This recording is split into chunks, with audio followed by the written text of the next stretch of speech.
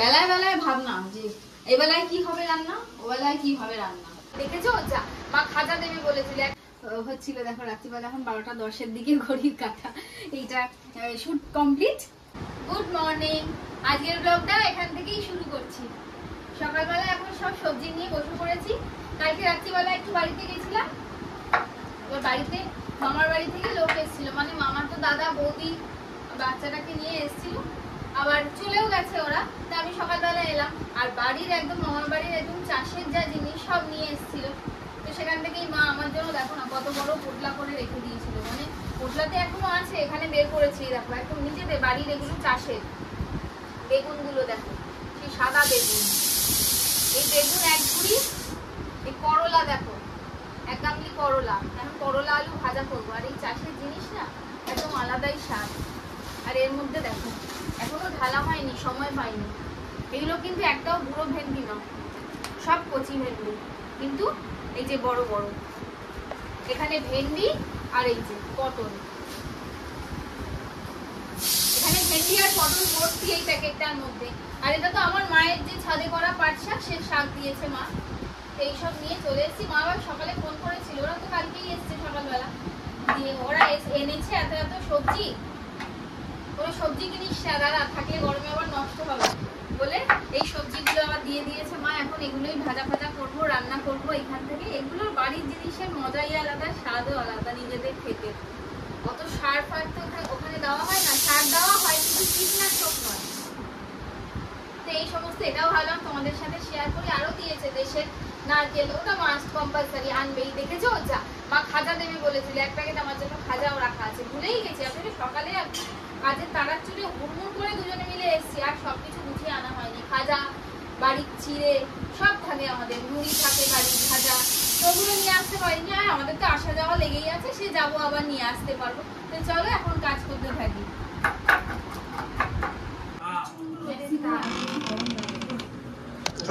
যতই দরজা বন্ধ করে রাখ, সব ব্যবস্থা করে নিয়ে এসছি। যতই দরজা বন্ধ করে রাখ, আমি সব ব্যবস্থা করে নিয়ে এসছি। গানটা এমনি বললাম। বেরোলাম তো এত গরম কষ্ট হয় শুধুমাত্র যেদিন হিউমিডিটি বেশি থাকে। কালকে তো রোদ ছিল খুব, কিন্তু এত কষ্ট হয়নি কালকে। তাপটা সাংঘাতিক, সেই রুয়ের মতো চা হয়ে গেছে, চা ঠান্ডা হয়ে গেছে। এর থেকে ড্রাই ওয়েদার ভালো। সত্যি বাবা। ঘন্টা কোথায় ও? ঘন্টা তো ঘন্টার কাজে গেছে।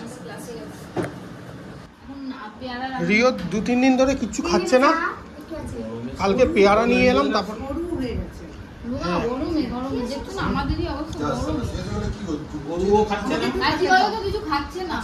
কালকে রুটি দেওয়াতে সন্ধ্যাবেলা, সেই সকালে খেয়েছি আর সারাদিনও খাইনি। খাওয়ার পরে রুটি দেওয়াতে সন্ধ্যাবেলা রুটি খেলে একটুখানি, তারপর যেই বলেছি আপেল খাবি, তখন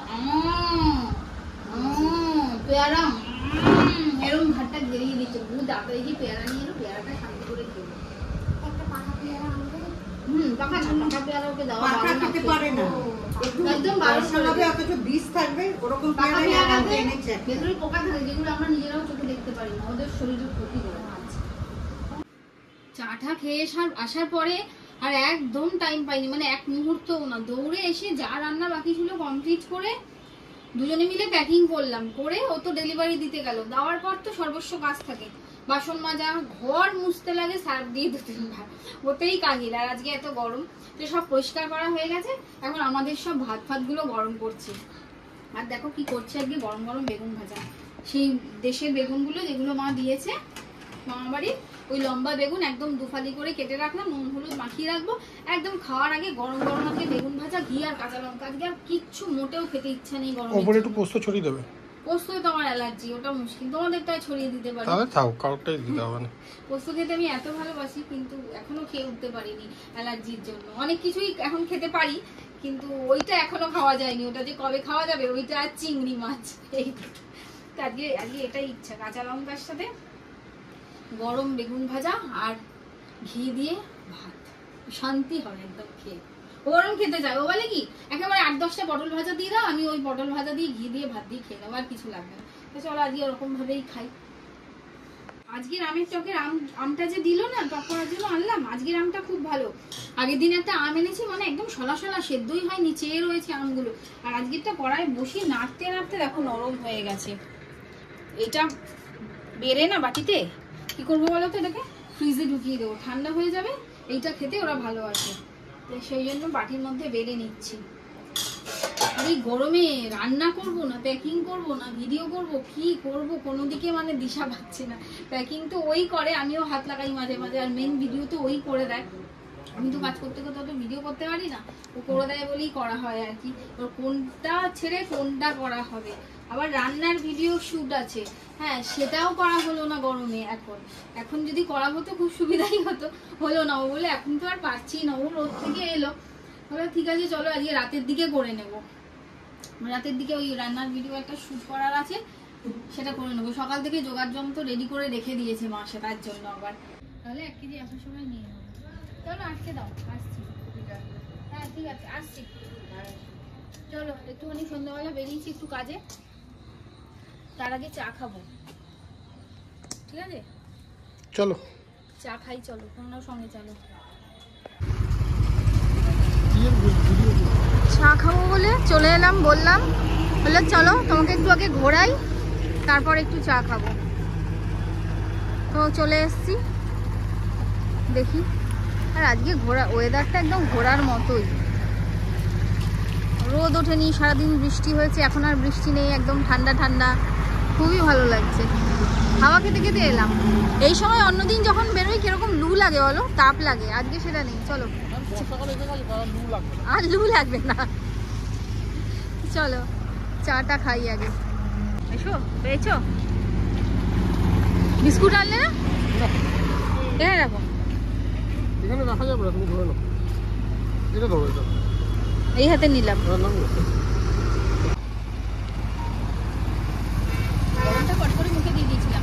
চাটা ভালো, আর সব থেকে প্লাস পয়েন্ট কি জানো তো, একদম মিনিমাম মিষ্টি দেওয়া, একদম মিনিমাম, না বরাবর মিষ্টি দেওয়া, এটাই ভালো লাগে। একদম চিনি দিয়ে ভালো লাগে না, চাটা খুব ভালো করেছে।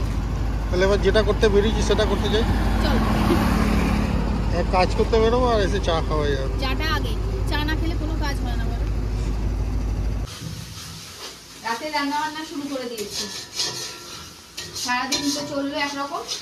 বেলায় বেলায় ভাবনা যে এই বেলায় কি হবে রান্না, ও বেলায় কি হবে রান্না, এখন কি খাবো তখন কি খাবো, কি তরকারি করব, কি ডাল করব, কি ভাজা করব, কি মাছ আনবে আজকে বাজার থেকে, মানে ভাবনা করছি। এখন রাতে আবার দুটো মাংস করছি, মশলা কষানো হয়ে গেছে। এই যে একদম লাল লাল করে আলুগুলো ভেজে নিয়েছি। আলু একটুখানি মাংসের কড়া করে ভাজলে তবেই না ভালো লাগে বলো তো। আর এই যে এখানে মাংস, আজকে বলেছিলাম মাংসের মধ্যে মেটে একটু আনতে বেশি করে, এনেছে দেখলাম। সব দিন মেটে আবার বললেই যে গিয়ে পাওয়া যাবে সেরকম না, পাওয়া যায় না মেটে, সব দিন পাওয়া যায় না, বলে রাখতে হয় আগে থেকে। তুমি কি ফোন করে বলেছিলেন বলার পর? ও ফোন করে বলে আগে থেকে না বললে রাখতে পারবে না। হ্যাঁ আগে থেকে না বললে রাখতে পারে না, তো ফোন করে বলে দিয়েছিল, তুই দাদা রেখে দিয়েছিল, ওই জন্য মেটেটা পেয়েছে। আর মেটে খেতে খুব ভালোবাসি। গল্প করতে করতে মশলাটা ঠিক কষানো হয়ে গেছে, মাংসটা দিয়ে দিলাম।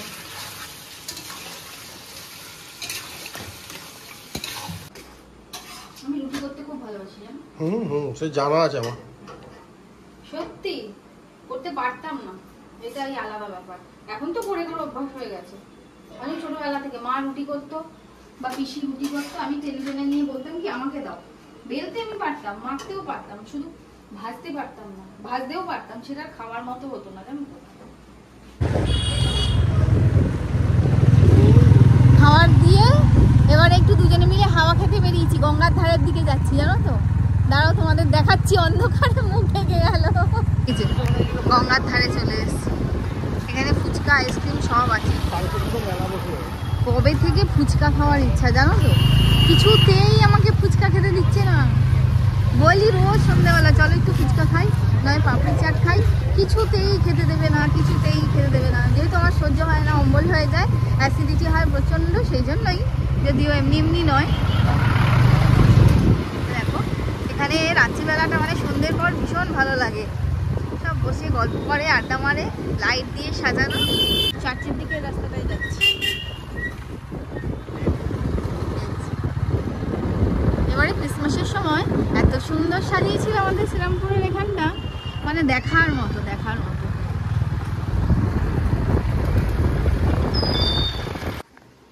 এত রাত্রির অবধি কি করছো? এই যেটা বানাচ্ছি, যেটা রেসিপি শুট হচ্ছিল, ডেলিভারি দেওয়া, নিজেদের কাজকর্ম সারা, সবকিছুর সাথেও তো এইটার অবশ্যই দরকার আমাদের, তাই না? এই যে রেসিপি শুটটা হচ্ছিল, দেখো রাত্রিবেলা এখন 12টা 10-এর দিকে ঘড়ির কাঁটা। এইটা শুট কমপ্লিট। এবার বাকি যেগুলো ছিল ভেজে নিচ্ছি। মা ও তিনজনে মিলেই খাবো, আর আমার আবার ভাত ছাড়া একদমই চলে না। তো মা পেছনে দেখো ভাতের গামলা নিয়ে দাঁড়িয়ে আছে। এবার আমার ভাতটা গরম করবে সবকিছু শেষে। হ্যাঁ রাখো, ভাতটা গরম হবে, গরম করে ফেলো। বাসন বাসন বেশি নেই, অনেক কিছু আছে, পরে সব মাজা যাবে। আগে আমরা খেয়ে নিই, সব ঝটপট করে নেবো। এইগুলো ভেজে রেখে দিয়ে আমি একটু ফ্রেশ হতে যাবো। ওরা ওই দেখো না, এই যে রান্না বললাম আর আলুর দম করলাম, এটা ইয়ে করবে, খাবে ও আর মা। ওই আলুর দমটা দিয়েই আমি ভাত খাবো। হ্যাঁ না না না, একদম অল্প, আমার কাছে কাঁচের বাটি আছে।